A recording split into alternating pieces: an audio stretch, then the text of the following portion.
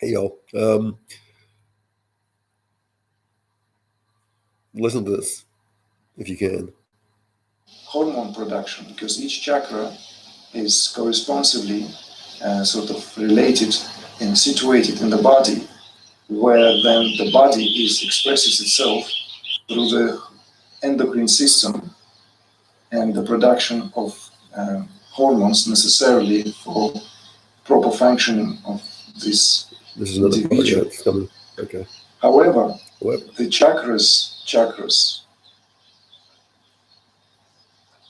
rotating at their own speed, obviously, speed and the velocity, which is reflected to their respective positioning and their association with certain elements, with certain color emission, and yet, to experience chakra properly is only possible when prana Shakti enters the middle channel, which is called Sushumna, and start its ascent by piercing through the energy vortexes.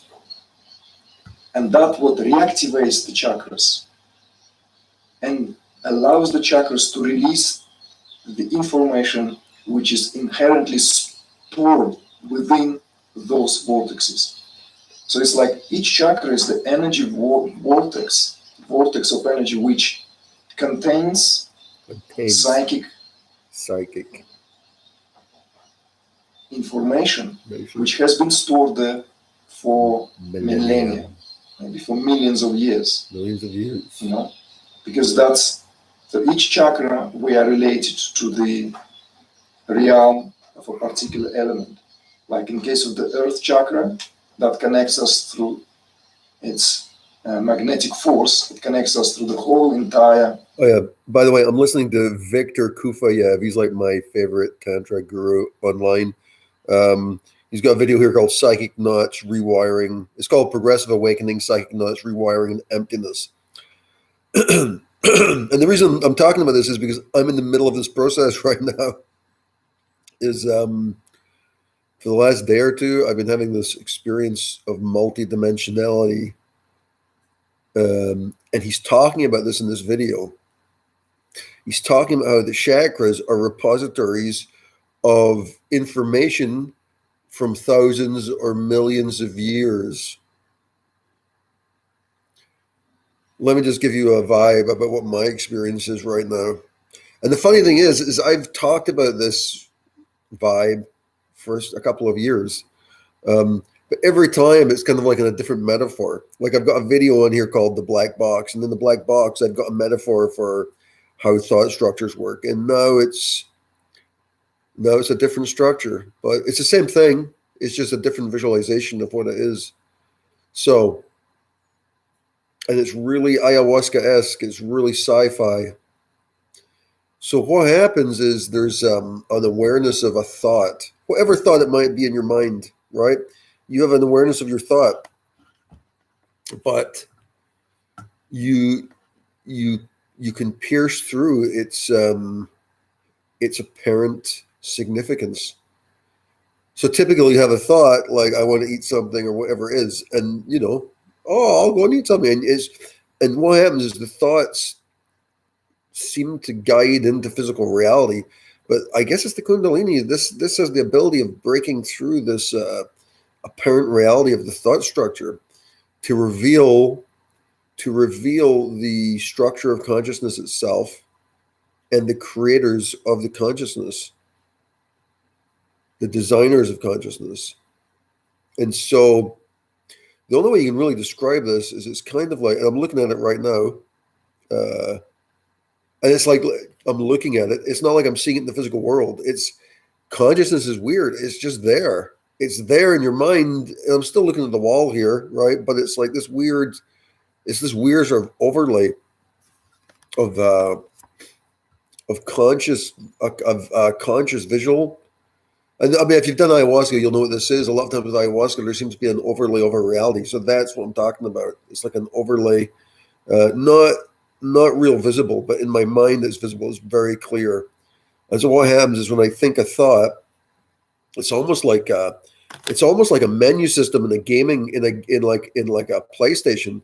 It's like the thought comes up, right? It comes up, jump, but then what happens is like, like in some like menu systems, I guess you'll get a thought, you'll get an item which comes up, and then beside it there will be other possibilities, like other possible selections, like beside the thing you've chosen, and maybe those other selections are progressively more transparent, so they sort of fade off into the distance.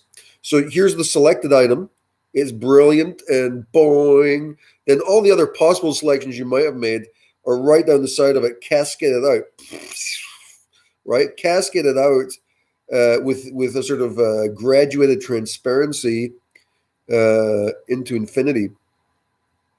But what happens is that thought, which you have identified, is revealed as like it's an archetype. It's like some kind of archetypal thought structure, which has been veiled by consciousness because you haven't been aware of it before. You thought it was you.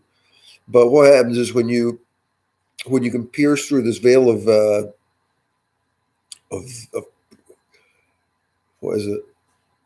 I want to say the eye, but I don't know. That's like a cliche. It's like this. It's just this veil of perception, which allows us to interpret this world as it is, as a physical reality. But when you can pierce through that, all thought structures are revealed as these arrays. They're like massive arrays of archetypes, and it's not random. It's technological. It's a technological system. And here's the weird thing is that you see there's different levels of consciousness. So like if you pull back, you can reclose the veil, and now you're looking at it as a thought structure again, right? And then you push, and the way you push back, it's the way this is done. This is using the technology of consciousness and meditation, right? So like what happens with this is I'm always talking about meditating on the elements, right? I'm always saying meditate on the elements, meditate on the elements. Well, one of the reasons to meditate on the elements is because what it does is it trains your mind to focus on distinct structures of consciousness, right? Now, when you start off, it doesn't feel like it. It feels like you're focusing on some kind of imaginative idea. But the more you do it, these ideas, they sort of become, they become uncloaked in the vocabulary of science fiction. Right. So the elements are actually something real. They're etheric, but they're real in the etheric world, and they represent things. But what happens is you train your mind to move into discrete zones of consciousness. So what's happening here is this thought, and this just started happening by itself. It started happening last night. I've actually happened a couple of days ago too, but like last night, it was quite pronounced. I was sitting on my computer right here on my laptop. That's why the video sucks, because the laptop's, I guess, got a shitty camera on the laptop. I've got a little light here, lighting it really heavily to try and make it less grainy. Because it's not nighttime, it's actually daytime. Anyway, sitting here last night and just like on the computer, and all of a sudden, it's like everything's chrome. It's like everything's made of chrome. And it's not the real world's made of chrome. It's just like I suddenly become aware of this apparatus. It's like becoming, because even in a PlayStation, that interface of choices, even that's not the real thing, right?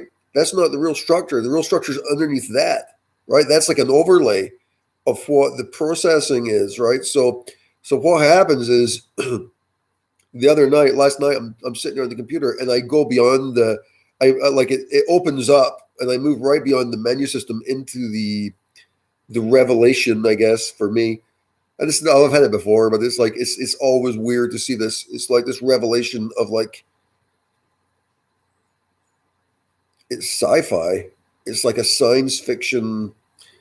It's so high tech. So consciousness is designed. Fuck me. Consciousness is designed by a race. I don't want to call it a race because that just seems so like plebeian or like down to earth. It's not a race. I guess we'll call it a race, because I'm going to get freaked out if I think of anything else. This race of engineers, experts. There's a guy who wrote a book called Angelians, and in his book he posits that angels and aliens are the same things, right? They're like the same thing, right? And so if angels are actually the creators of consciousness on the behalf of God, they might be interpreted as angels. They might be interpreted as aliens because they're so high tech. The technology is beyond anything. It's not beyond anything we can imagine, because clearly I'm seeing this right now. So it's like it's so beautiful. It's so unbelievably beautiful and like intricate. And you do see this. At least I saw this during ayahuasca ceremonies. Like I saw this kind of stuff. Of course, it was nice to know that the ceremony was going to end. Although I'll tell you, like during those ceremonies, it was so cool. You didn't want it to end. You're like, wow, how can this possibly be true? So I mean, this is the interesting thing. So is it consciousness, or am I just accessing a part of consciousness? Is it just some kind of shard of memory from ayahuasca? Or is it seems like it's real consciousness. I mean, that's what it seems like. So yeah, so anyway, when I broke through into this, and I call it chrome. Oh, the other thing is when you break through into this place, what happens is it's heralded by, and this seems to happen. I did a video about this the other day. It was like an icon came up. It was like this chrome icon. It was almost like a falcon with wings, but it was done like an icon. It wasn't like photorealistic. It was like this iconographic representation of the race or the energy behind this. So it started off there. And I'm like, whoa. And what you do is you get this immediate, because consciousness, you don't have to speak, you know what it is, right? And it's just this immediate knowledge of what this place is. It's like this it's the designers of consciousness. This is what they do. And then it pulled out a little bit to let me see the choices and the arrays of the graduated transparency interface to make the choices. Now, this, I'm calling it a graduated transparency of choices, but it's like echoes. They're like ever depleting echoes, because it's transparency. It's almost too much of a two-dimensional concept to explain what it is, because it's actually, this is the weird thing about it, because the choices are actually, they exist. It's almost as if they exist in 3D space. So it's like you're inhabiting the selected menu option, right? So that's what it is. This moment is the illuminated space. So it's not like some little button with transparencies. This moment is the elected moment. And then you can modulate your thought stream and like shuffle. Yeah, it's like shuffling it's shuffling. Hold on a second, I'm just remembering something. It's shuffling out this the potentialities of this moment based on how you direct your thoughts. Now, this is interesting because, like, somebody answered a question for me yesterday on Facebook. There's let me just see if I can find this, because this came up this morning. Because when I woke up this morning, I started having this again, and I'm just trying to move my computer screen, limited computer space here, notebook. Let me see. Jody, who's this pretty illuminated Kundalini lady, I guess I asked her a question about a year ago or something, and she never saw it, and she just saw it like last night and answered my question.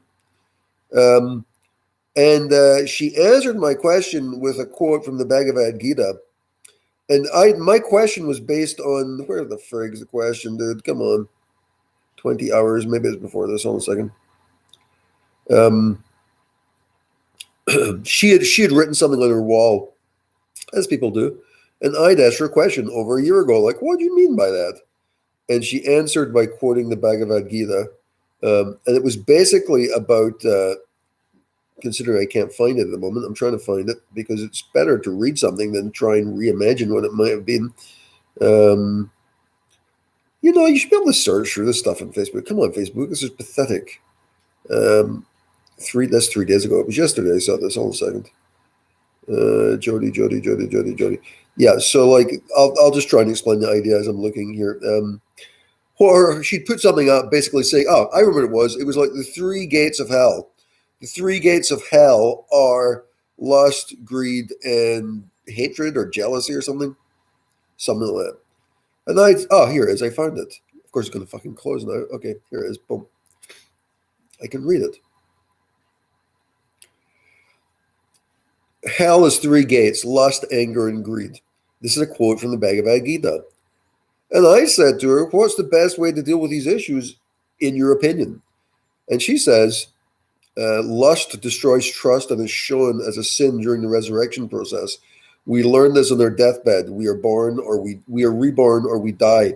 Lust destroys trust and leads to anger and greed. It destroys everything divine. Lust is a sin which later transforms into anger and is the all-devouring enemy of the world. Greed is also a transformation of lust, as explained in detail in the commentary of verse 262 of the Gita. Together, lust, anger, and greed are the foundations from which the demoniac vices develop.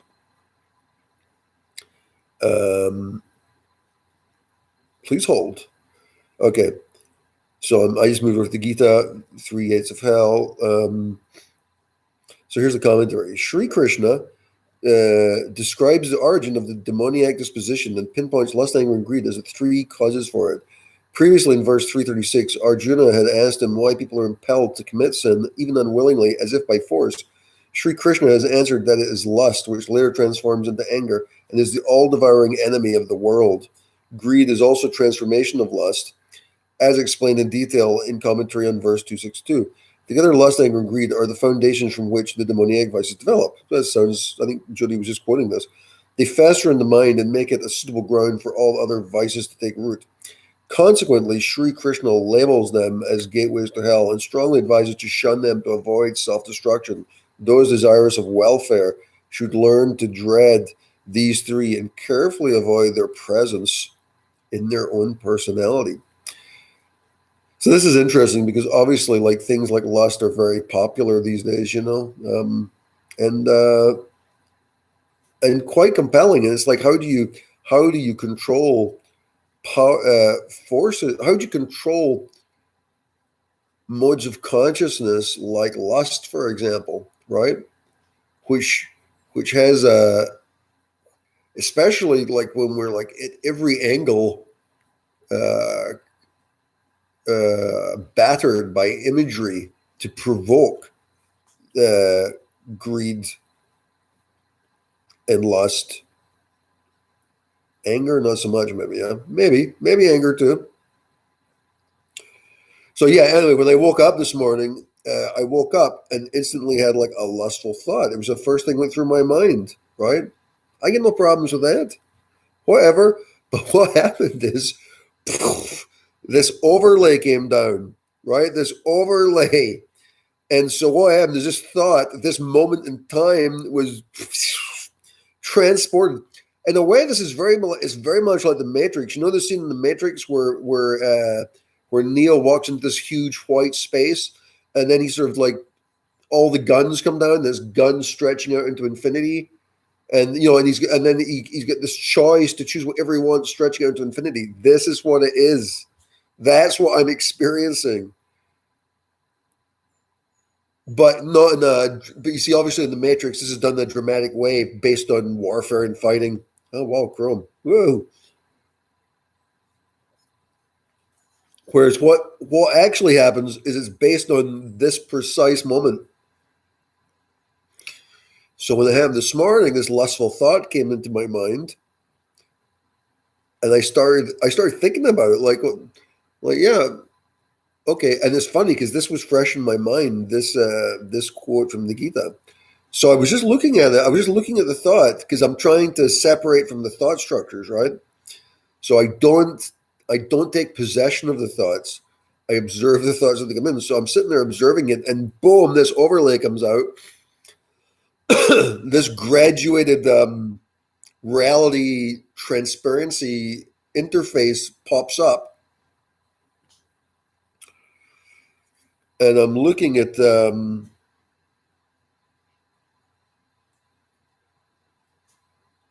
of these comments here. I'm looking at the structure, and what happens is the intention. I'm distracted by your comment, Jason. Hold on, I'm going to get back there in 2 seconds. The intention allows you to shift the it's like a conveyor belt, which is an image which often comes up during ayahuasca. Now, Jason here is saying, "I've seen what makes up all reality, and isn't fantastic as you might think it looked. Like as you might think, it looked like someone just left it there, and it was small but familiar." Well, I think that's really interesting, Jason. I think that's one way of seeing it. There's other ways of seeing things. I own my perception of this. I could see it being like a toy. I could see that, but if you think that it's just been left there, I think that's. I don't think that's what it is. I don't think that's how it is. But I respect your view of it. My view is not like that. Of course, and I'm not talking about. I'm not talking about something I've seen. I'm looking at this right now as I'm talking, right? Although it's actually faded since you commented. So I'm going to have to get back into the zone here. I was in the zone. Yeah. Anyway, I think I'm going to go out on a limb, Jason. I'm going to say you're wrong. I'm going to go out on a limb and I'm going to say you're wrong, just to be argumentative, right? Because it's better. It's better content. I don't think it's a toy that somebody left. I think that implies some kind of staticness to it, which it's not. And it's also it also makes up reality.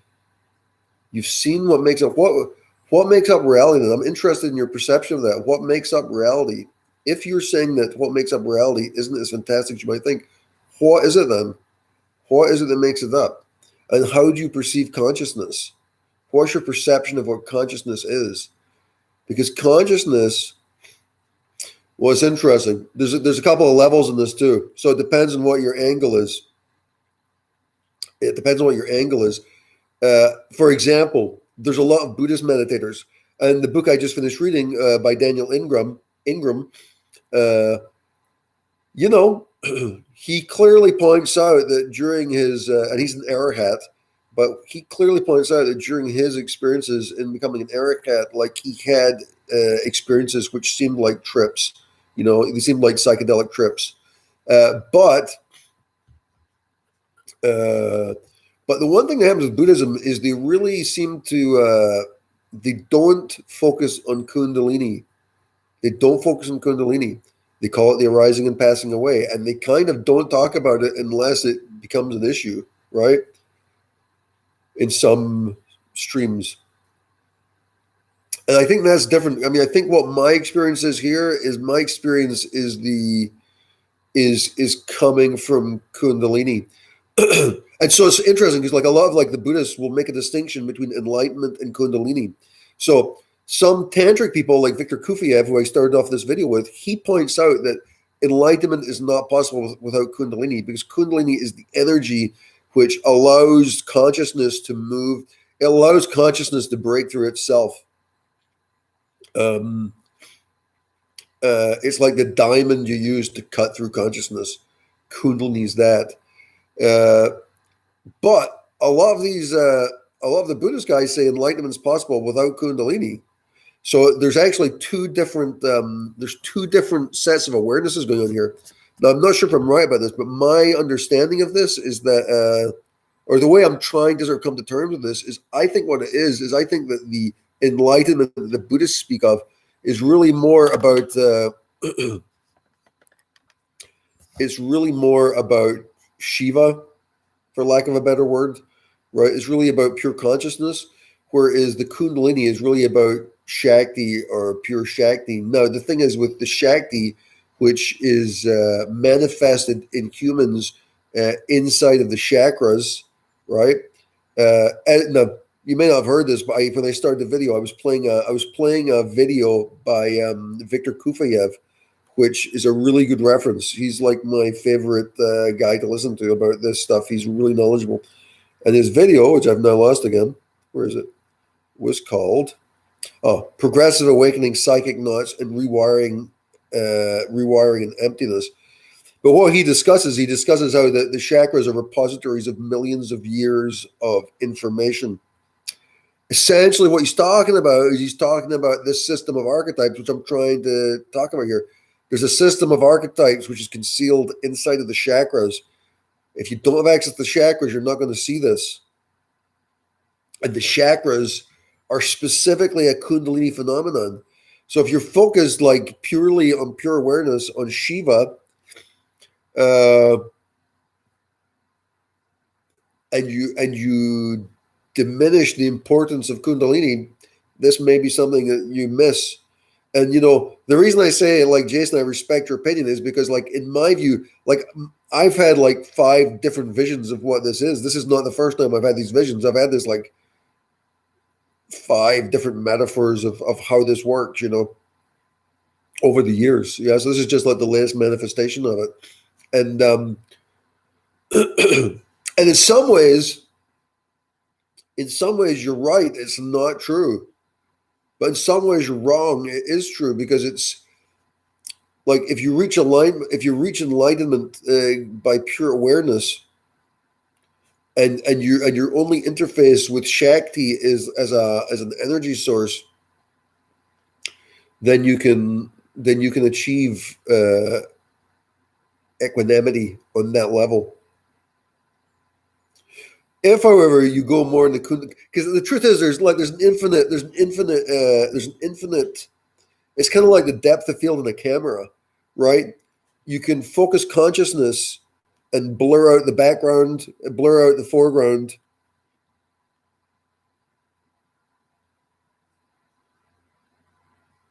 Oh, okay, yeah. I mean, I know what you're saying about it being very familiar. Like when I've done ayahuasca, you go to these bizarre places and it's like it's familiar. And frankly, what I'm talking about now with this, like moving to this sort of sci-fi realm, the weird thing about it is it also feels familiar. That's the kind of freaky thing about it. You move into this and you're like, holy shit, I know what this is. Another manifestation of the same thing, actually, and this is happening all the time lately, is I look at people's faces and I see an archetype. I see part of this divine imprint when I look at people. Like, and then thank God not all the time, but when you look at people and it's and I think this is part of the thing. It is, yeah. I mean, there's a familiarity, right? I remember like doing ayahuasca, flying through this tunnel, and then all of a sudden I'm like flying past the sun on some pathway, but I knew it's like, oh, I'm back here. I'm back here again. I'm like, how, what? I don't know what this is, but it's like you get this complete familiarity of it. Now, what I think is there's, in the Kundalini realm anyway, there's like infinite layers to that, infinite layers up to God. Now, the way this is discussed in some other text, like Nisargadatta, for example, and Adyashanti talks about this a lot too, is that God is actually the ultimate manifestation of Shakti Kundalini. So serving the Kundalini side, but yeah, I mean, this is the way I visualize it. Is you've got 2 streams. You've got Shakti and you've got Shiva, pure consciousness and pure energy. Now, the pure energy of Shakti, what it does is Shakti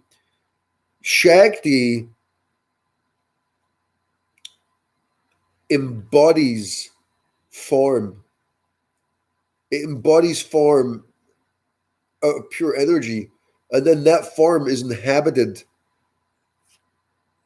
by Shiva. And I think this is the key iconography of this, right? I mean, it's literally an impregnation of form by Shiva. But even at this level, that's not pure awareness, right? So there's pure awareness, which is beyond that, which is the void, right? That's the void, which is above this impregnation of consciousness into pure Shakti.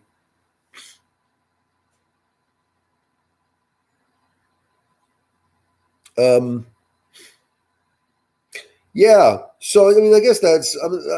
I just wanted to like.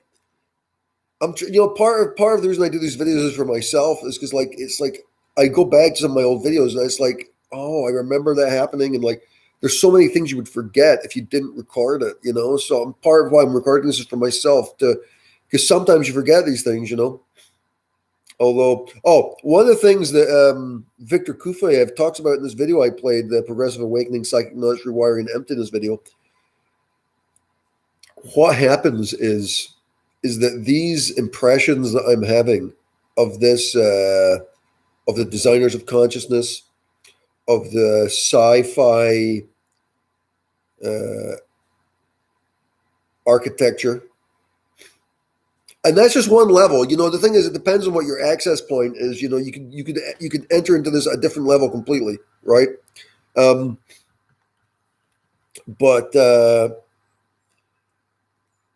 one of the things he mentions about this is he mentions that each chakra is a repository of different impressions. Thanks, Jason. Yeah, I'm sorry if I'm being combative here. You know, that's all good, right? Just chatting. It's cool. What was I going to say? Yeah. So he's talking about how each chakra is a repository of millions of years of impressions, samskaras, karma. Now, the weird thing is you know, I've spoken about well, 8 years ago, or 6 years ago, I did an ayahuasca ceremony, which ruined my life. And during that ceremony, I was pulled through the karma and samskaras of like a million years. It was horrifying. But what Kufayev's talking about in this video is he's saying like that's actually the contents of the chakras. The chakras, the design of consciousness. The design of consciousness is it's etched. It's what's the word I'm looking for? Etched into the imprinted, encoded into the chakras. And so what happens is when Kundalini pierces the chakras, it releases this psychic information. So if you don't have the piercing of Kundalini, you're not going to see it. But what happens is this information is part of what they call the chitta. And the chitta it's like what happens is apparently, God save me on this one, man, but apparently like this all gets released. So this is what happens is this all gets released and floods your consciousness. And that's kind of what happened that last ayahuasca ceremony 6 years ago. It floods your consciousness and gets pulled through you. And that's part of that is like it's a releasing of those samskaras of that karma, right? But unfortunately, to release it, you've got to sort of relive it. It's got to be dragged out of you, right? And so that's part of what I'm seeing here. It's part of this structure.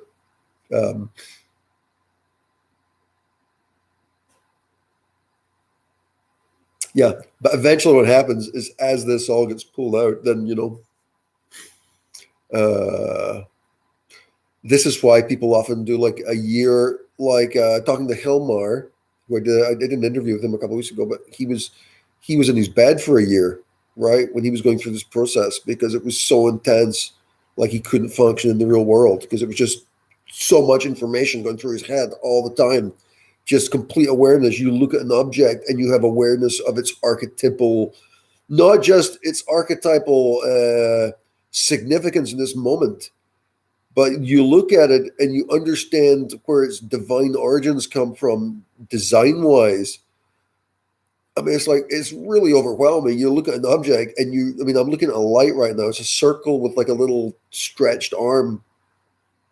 And like you would be able to see like exactly why it was designed this way. Not by the person who designed it, like why the structure was necessary, like almost mathematically, but really more like the divine level of realization. It's fucked up. What the fuck? And of course, at the common level of awareness, this seems like crazy talk, right? Like, what, dude, take some pills, man. But um, but really, it could be viewed just as layers of awareness, and then the thing is also always to remember that this is because it can be overwhelming. Like when this comes in, the knowledge of this as it comes in, and you see this all, it's pretty overwhelming. Like you think, like, holy shit, I've just gone completely batshit crazy. But what you do is you take a breath, you step back a little bit, and you say, listen, this is just part of the process of the evacuation of the chitta, right? It's like of the release of samskaras and the chakras as Kundalini pierces through them. With the understanding that even though the information you're looking at seems like of infinite density, like you're never going to get out of this, that actually the best thing you can do is not resist it, right? So when this happens, you have to like go into a modality of no resistance, because if you resist, you create a blockage. And if you create a blockage, that's where you start getting problems, right? These blockages are what cause all kinds of issues, like and the blockages in particular are where you can end up getting demonic interference, because a blockage is is unwillingness to accept self-identification. Uh, there's an unwillingness to accept what reality is, right? What consciousness is. And so when you block, because there's no limits to consciousness, the only limits to consciousness is you, right? That's the limits. Consciousness is infinite, but all of these limitations, some of which have been formally identified in the knots or granthams in the chakras. There's like 3 knots, right? But there's other minor ones too, which might just make up like what we commonly think of as our daily thoughts, where we don't allow ourselves to think about things. A good example of this is meat, right? My stepdaughter asked me to buy some salami yesterday because I've been making them. I bought like a sandwich maker. I've been making the kids toasted sandwiches every day. They're crazy for toasted sandwiches. They want some salami. So putting salami in it, in the sandwich, I grabbed a couple of slices and put it in my mouth, right? I go into this other level. I go into this other level of reality, and I become completely aware of the animal, right? Completely aware of its death process, of its slicing process. And you know what you do? You block it off. You don't want to think about it. So, like on a common everyday level, what happens is we make small decisions to not think about things. To not think about things. Not going to think about this, right? A lot of times, it's not a conscious decision to not think about it. It's almost like what happens is an emotion, and emotions are kind of like sub-threshold in consciousness. They're sub-threshold thoughts. A lot of times you'll have emotion, you'll make a decision based on emotions and you haven't really thought about it yet. This is what all the sales guys tell you. Like if you ever watch any of those sales courses, they always tell you people don't buy stuff based on thinking. They buy based on emotion. And so what happens is you've made the decision to buy something without even realizing you've done it because your emotions have said do it, right? So the same thing's happening is a lot of these blocks we put up are based on minor or sometimes major emotions which create sub-threshold thought structures which block consciousness, is what I'm trying to say. And so this is one of the things that was going on with me and my wife before we split up in November, is like I was consciously unraveling, consciously and unconsciously. Actually, what happened was like all my blocks were coming down. And so I just decided in November that I'm not going to fight against this, right? I'm just going to let everything fucking fall down, right? Because that's what's happening, and you can't fight against reality. And I was really talking about more like my internal blocks, like so all my internal blocks about various things. Because you know what happens in relationships. There's things about people that annoy you, and you decide not to say anything about it. You don't want to embarrass them or whatever it is. So you just say, yeah, whatever. I'm just going to accept that, right? But what happened is like all of a sudden everything just came down, boom. And this happens like on various levels. It happens on the level of everyday life. Actually, it usually doesn't happen on the level of everyday life because there's no motivation to pull those blocks down, right? And a lot of these blocks are the reasons why people live double lives, or you get like serial killers and all this kind of stuff. It's because what they do is they've created a compartmentalization in their brain, which isn't based on thought, it's based on some kind of a massive emotional structure, which blocks off the visibility of that energy, right, to the conscious mind. So they don't think about whatever it is. Might be a thief. We'll stick something a little less bloody, like a thief, right? So I'm not. They're living a normal life. They might go to church, and then, ding, they got to steal something. Based on it's an emotional. It's like a samskara. Well, let's just say karma. It's more common. Some kind of karmic need to act. But the thing is like the conscious mind hasn't been trained to look at what's actually happening. You see, there's a whole bunch of like material and energy and action occurring in consciousness, which we don't allow ourselves to see, or we don't know how to allow ourselves to see it, or we don't want to see it, right? And so actually we're living in a really thin layer of reality of consciousness, right? Where we blocked off our awareness of everything else. So what happens is when you start getting this piercing of Kundalini, all of a sudden that's gone, right? It removes itself.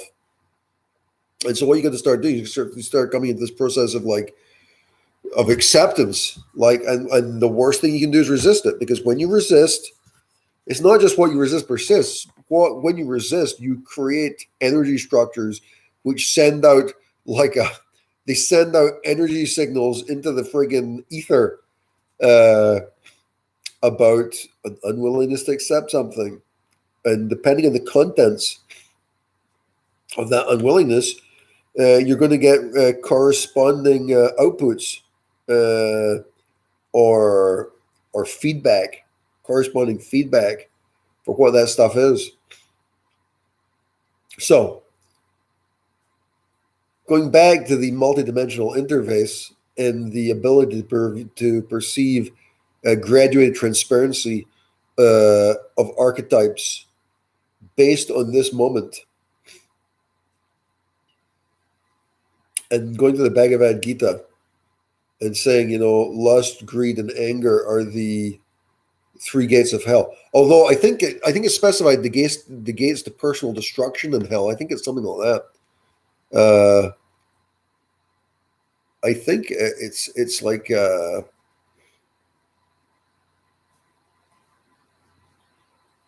why is that? I guess it could be because lust, for example, is based on is based on an unawareness of the completeness of the present moment, right? So it's like a lack of awareness, maybe, kind of a thing, right? Because lust by itself, it's like whatever. It's the interesting thing about lust, because you see, it's also an incredibly powerful energy structure, which can be used to pierce through consciousness also. So I think it depends on how it's used, because like it's almost like if you're using it, you can be trapped by lust, right? You can get energy like anger, greed, lust, and these energies. You see, it's almost like if you're caught up in those energies at the level of physical reality and in the thin layer of common consciousness, then you've got a big problem, right? And part of the reason the big problem is you're because there's a thin layer of consciousness, but those energies expand beyond that consciousness. So you're actually playing with powers you don't understand, right? But if you can extrapolate out or break through that layer, I mean, some tantra is based on this, based on the channeling some of those energies, right? You take the negative and you channel it into something positive. So there is a way of working with this in a positive way, which isn't mentioned so much in the Gita. So I think a lot of this stuff you've got to feel out. You've also got to also have a lot of discernment and morality about this, right? Because I've done this a lot. Like I've had major breakthroughs using that kind of energy, major. Like I've broken through like all layers of reality using this energy and gone right to like the source using that kind of energy. And it's been like absolutely mind blowing the revelations which came out from it, like psychologically, physically, everything.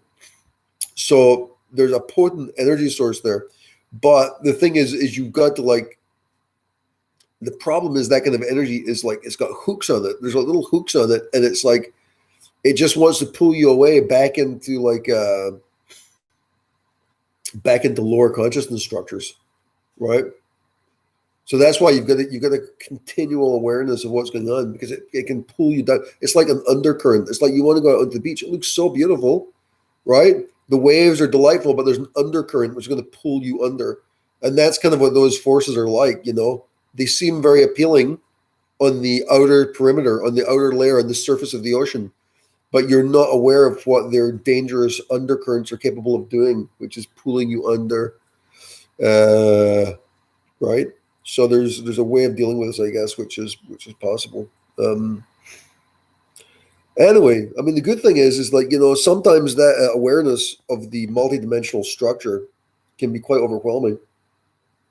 That's why I decided to start recording this video, because I thought, well, I might as well turn this energy into something positive, because it was a bit overwhelming at the moment, you know.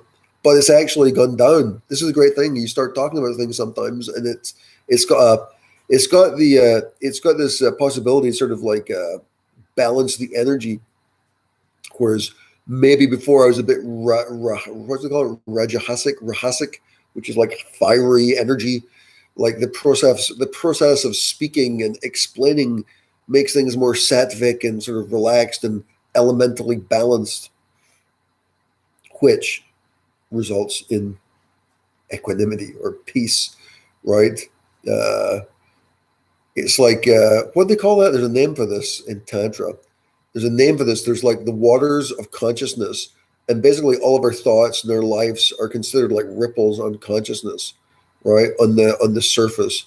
And so part of what you're going to do is, and part of the whole idea of the gunas of the, what is that? The Rajasic, Sattvic, and what's the other one? Rajasic, Sattvic. Can't remember. But the whole process of that is the whole thing is to try and calm the waters down so that you can perceive consciousness.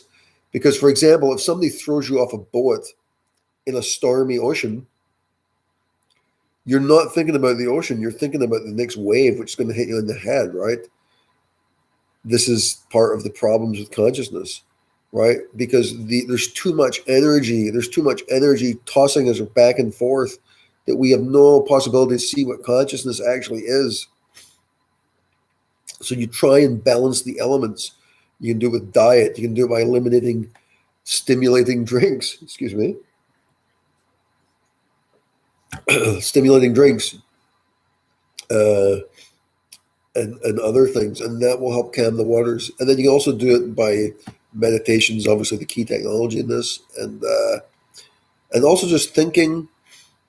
And also morality, good decision making, calm it down. There's a big tendency in our culture, I think, which Western culture, to accept. I know I'm mispronouncing this, like the Rajasic. It's what is it? Let me just have a quick look at this. Rajasic. I'm just trying to see Rajasic or Rahasic. I don't know how you pronounce this in English, right? Tamasic. That was the word. Okay. I'm just checking to make sure my vocabulary is right here.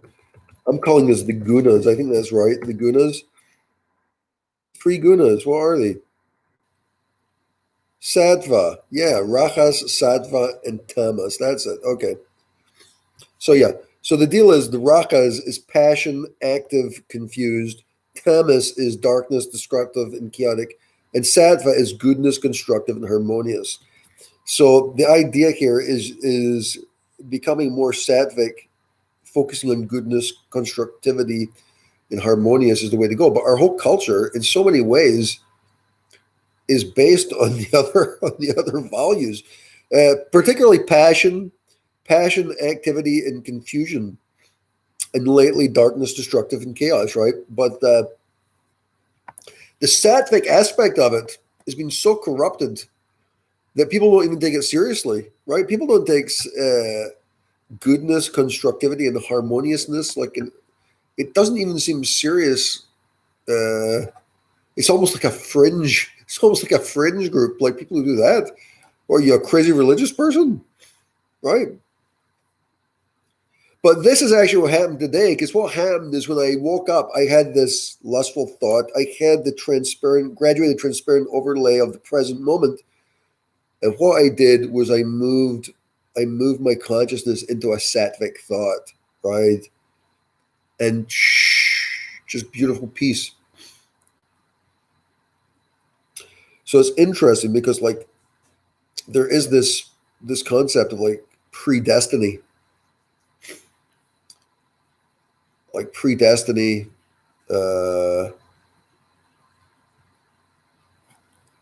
what's the other word I'm looking for? Predestiny and the what do you call it when something very heavy is moving, and then you try and stop it, but you can't because there's so much momentum. That's what I'm looking for. Momentum.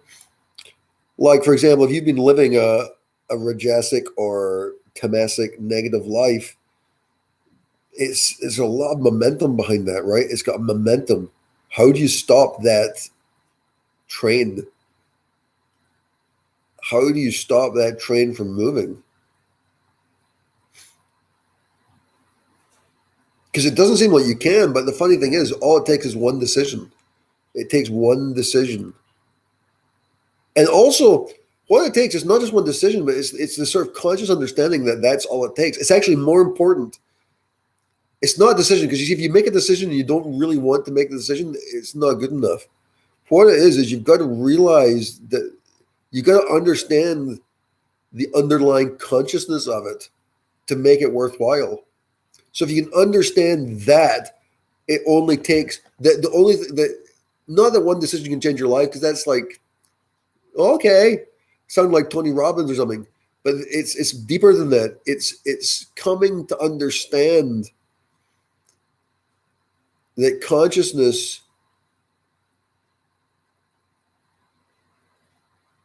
has no momentum. Momentum is an illusion. What we perceive as momentum is based on a faulty understanding of how consciousness works, because consciousness has no friction. Well, I'm going to take that back. There is friction in consciousness. It depends where you're situated.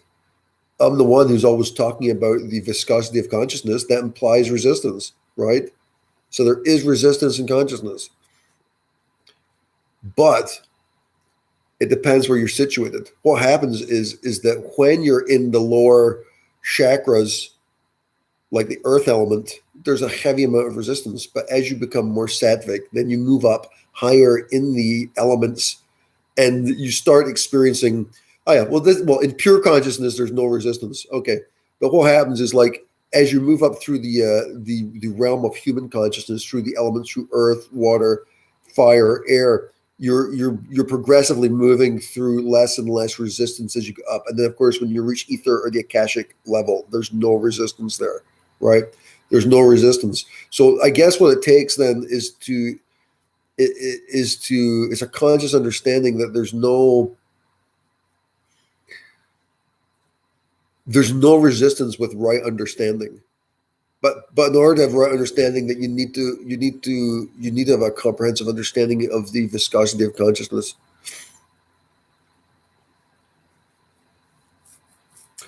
I think I'm done. Yeah. Sorry about that little download. Yeah. I feel okay about that, I guess, generally. God, I like to talk. I get talking, man. I'm sorry.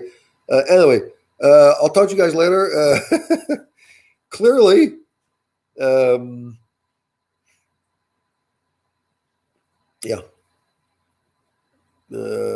Peace out, y'all. Peace out, y'all. End stream. Boom.